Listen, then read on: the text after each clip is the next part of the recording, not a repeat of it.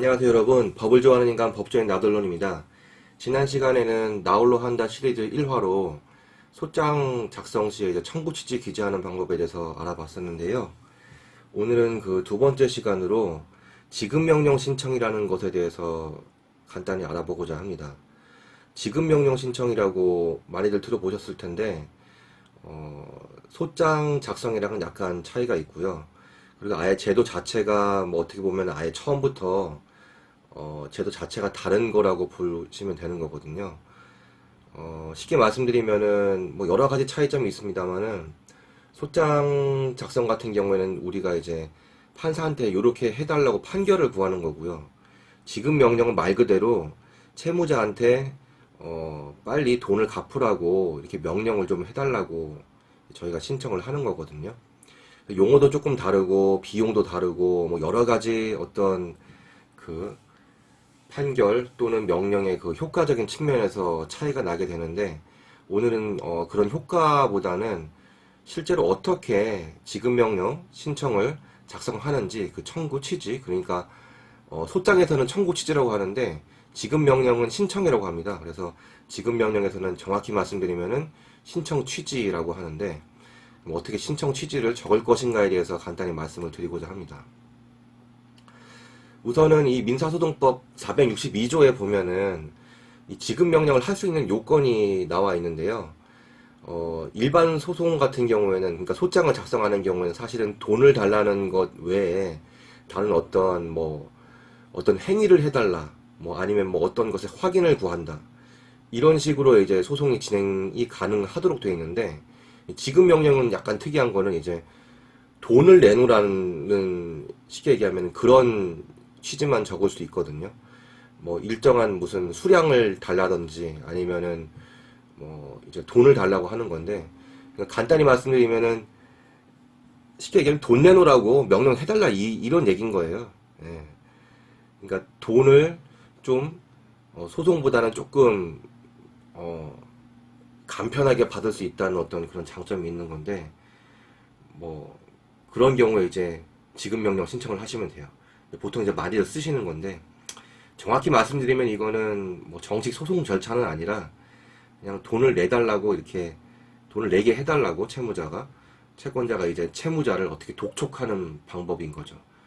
그러니까 약간 내용 증명보다는 조금 더 한 단계 업그레이드 된 거라고 보시면 되고, 실제 본격적인 소송보다는 뭐 한 단계 전이라고 보셔도 크게 뭐 다르지 않거든요. 물론 확정이 되면 또 뭐 판결과 같은 일단 효력은 발생하니까 어떤 내용 증명과 소송의 어떤 중간 형태, 뭐 그 정도로 보시면 괜찮을 것 같습니다. 그래서 이제 이제는 지급명령 신청을 그럼 어떻게 기재를 해야 되는가. 지난 시간에 이제 우리가 친구한테 이제 1,000만 원을 빌린 걸로 해서 이제 저희가 청구 취지를 한번 적어봤었잖아요. 같은 식으로 일단은 돈 1,000만 원을 친구한테 빌려줬다고 치자고요. 20년도 뭐 1월 1일부터 이제 친구한테 1,000만 원을 빌려줬는데 이놈이 뭐 계속 차일피일 미루면서 안 갚고 있는 거죠. 뭐 이자도 따로 정해놓은 바도 없고 계속 돈을 달라고 이렇게 얘기를 했는데도 뭐 이렇게 주지 않는다. 뭐 그런 경우에는 이제 결국에는 뭐 내용 증명 보내고 뭐 소송하고 뭐 이렇게 방법도 있지만 지급명령 신청을 저희가 이제 하려고 하는 거니까, 이런 경우에 이제 어떻게 적어야 되는지 한번 보시면은 2000년도 그러니까 2020년도 1월 1일 날 이제 돈을 빌려줬는데 약정은 특별히 뭐 이자에 대한 약정은 없었지만 이놈이 갚기로 했는데도 안 갚는 거죠.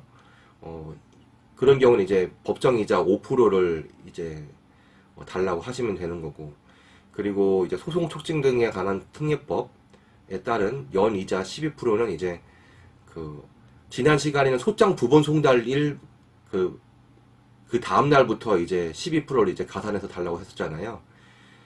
이번 거 같은 경우에는 지급명령 신청을 우리가 하게 되면은 지급명령 정본이 이제 그 채무자에게 이제 송달이 되거든요. 그래서 이제 지급명령을 이제 결정한 정본의 송달일 다음 날부터 이렇게 쓰시면 되는 거거든요. 용어가 조금 바뀌는 거고, 뭐 그런 차이가 조금 있습니다.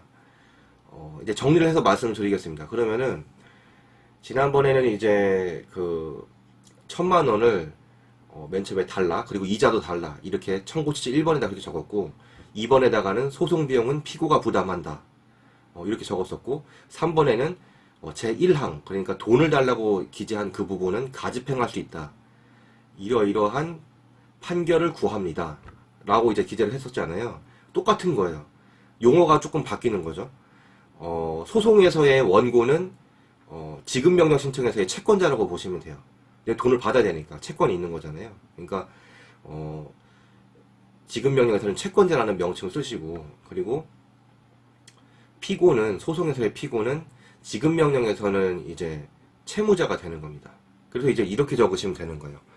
그러니까 채무자는 채권자에게 금 1,000만 원 및 이 금원에 대하여 2020년도 1월 1일부터 이 사건 지급명령 결정 정본 송달일까지는 연 5%의 그 다음 날부터 다 갚는 날까지는 연 12%의 비율에 의한 금원을 지급하라, 이렇게 1번을 쓰시는 거죠. 이거 정리한 거는 제가 마지막 부분에 정리한 거를 제가 게시를 해드릴 테니까 그거를 보시면 될 것 같고요.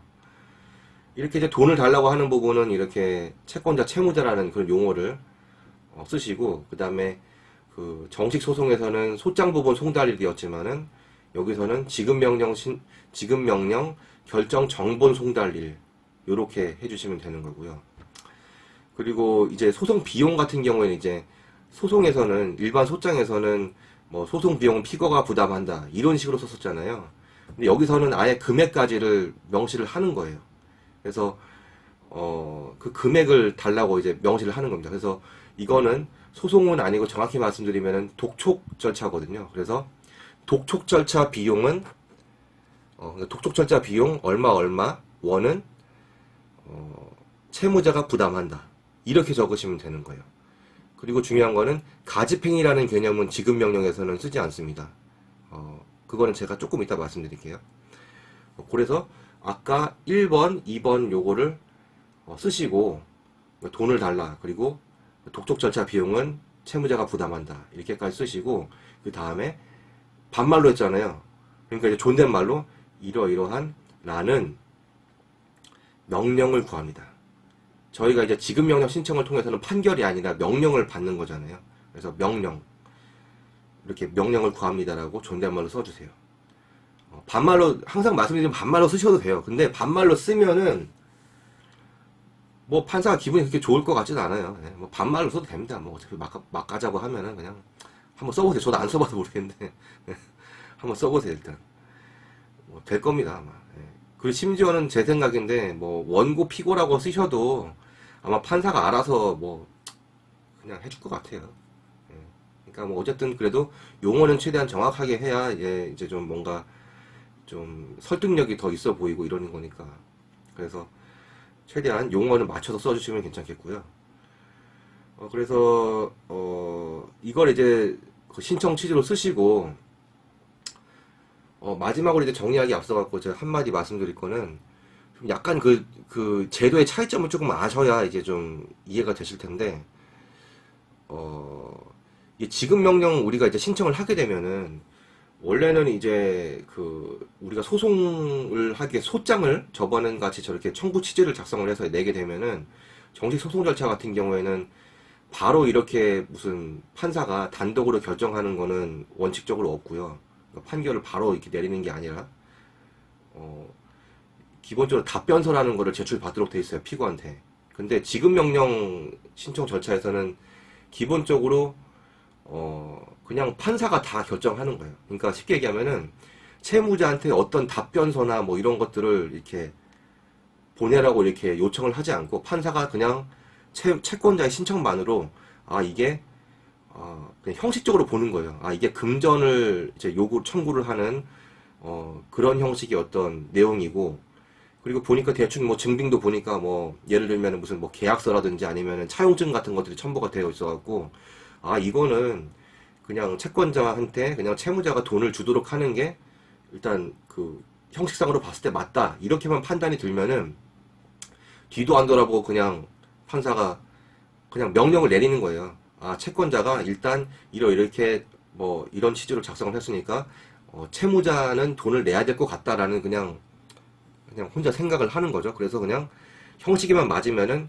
대부분 그냥 명령을 내리게 됩니다. 그래서 채무자는 뭐 우리가 만약에 소장을 먼저 냈을 것 같으면은 뭐 원고가 이런 소장을 냈으니까 너는 답변을 해라 이런 절차가 진행이 되는 거지만 지급명령 신청 같은 경우에는 그게 아니라 아, 채권자가 이렇게 했으니까 나는 그냥 채권자만 믿고 이렇게 명령을 내리는데 그 명령 내린 거 그 정본을 그러니까 판사가 도장을 쾅쾅쾅 찍은 거를 그냥 채무자한테 주는 거예요. 마치 그냥 거의 그 판결문을 주듯이. 그러면 이제 뭐 바로 그렇게 해서 뭐 우리가 돈을 받아낼 수 있냐 그런 건 아니고 우리도 이제 그 정식 소송 절차에서도 보면 이제 판결을 하게 되면은 그 판결 정본을 이제 피고한테 송달을 하게 돼 있거든요. 그럼 피고는 그걸 받아보고 2주 이내에 이제 그 항소를 할지 여부를 이제 결정을 해갖고 항소장을 제출을 하게 되잖아요. 똑같은 거예요. 지급명령 신청이라는 거는 그 지급명령 그 결정 정본이라는 거를 이제 판사가 주게 되면은 마치 그 판결문을 주는 거랑 똑같은 거예요. 그래서 채무자가 이걸 받아보고도 그 쉽게 얘기하면 2주 이내에 이의 신청을 할 수가 있는데 이의 신청을 하지 않게 되면은 이 지급명령은 확정이 되는 거예요. 뭐 이게 형식적으로 확정되냐, 뭐 실체적으로 확정되냐 그런 거는 조금 어려운 얘기니까 여기서는 생략을 하고 다음 시간에 하도록 하겠습니다. 적당한 기회. 어쨌든 간 중요한 거는 이것만 갖고 가시면 될 것 같아요. 그 지급명령이랑 소장의 차이점 뭐 크게 두 가지. 소장을 제출하게 되면은 피고가 답변 사항을 원래 제출을 하도록 되어 있는데 지급명령은 그게 아니라 채권자가 그냥 신청만 하면 그냥 거의 판결문에 준하는 게 채무자한테 간다. 이거 하나랑 그다음에 소송 비용에 관련해서 소송 비용은 이제 원래는 그 정식 소송 같은 경우에는 그 판결이 확정이 된 다음에 따로 소송 비용 신청을 하는 절차가 따로 있거든요.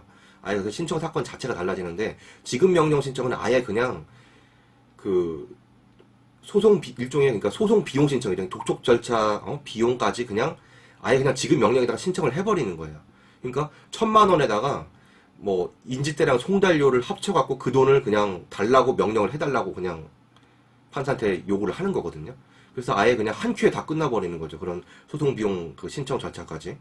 그래서 이게 지급명령 신청이라는 거는 채무자가 다투지 않는 그런 내용일 것 같으면은 하시면 좋습니다. 한 번에 다 간편하게 끝나고 또 이제 소송이든 지급명령 신청이든 항상 그 소송에는 기본적으로 비용이 들어가잖아요. 그러니까 원고나 채권자가 먼저 비용을 예납하도록 되어 있는데 인지대라는 거랑 이제 송달료가 들어가요. 송달료는 쉽게 얘기하면 우편료거든요.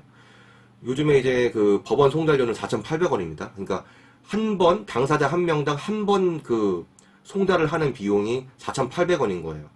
그래서 이런 송달료랑 인지대가 들어가는데 뭐 예를 들면은 1,000만 원짜리를 이제 정식 소송으로 진행을 할 것 같으면은 인지대가 그러니까 1,000만 원 기준 하면은 그 소송 가액 그러니까 1,000만 원을 달라고 하면은 뭐 그거에 맞는 인지대가 있고요. 그 다음에 뭐 1억을 달라고 하면 그거에 맞는 인지대가 있어요. 또 인지대 계산하는 방법은 또 있습니다. 따로. 근데 어쨌든 기본적으로는 인지대는 소송 가액 달라고 하는 돈 액수가 높아지면 높아질수록 나라에 내야 되는 돈이 많아지는 거예요. 그러니까 일종의 우표값인 거예요. 그러니까 나라한테 이렇게 판단을 해야 되니까 판사도 먹고 살아야 되잖아요. 그러니까 우리가 낸 인지대를 가지고 뭐 어떻게 뭐 먹고 살겠죠. 뭐 정확히 이렇게 딱 그런 반대급부적인 개념은 사실 아니에요. 근데 어쨌든 나라에다가 청구할 때 인지대라는 게 들어가는데 예를 들면은 1,000만 원짜리 소송에서는 정식 소송은 인지대가 5만 원이거든요. 요즘에는. 근데 지급명령 같은 경우에는 5,000원만 내면 되는 거예요. 굉장히 싸죠. 10분의 1 가격밖에 안 되고 송달료도 원래는 이제 그 당사자 한 명당 정식 소송은 당사자 한 명당 그러니까 원고 피고니까 2명이잖아요. 당사자 한 명당 10회분을 예납하도록 돼 있거든요. 예납은 미리 예자에 납부한다 할 때 그 납자에서 미리 내야 돼요.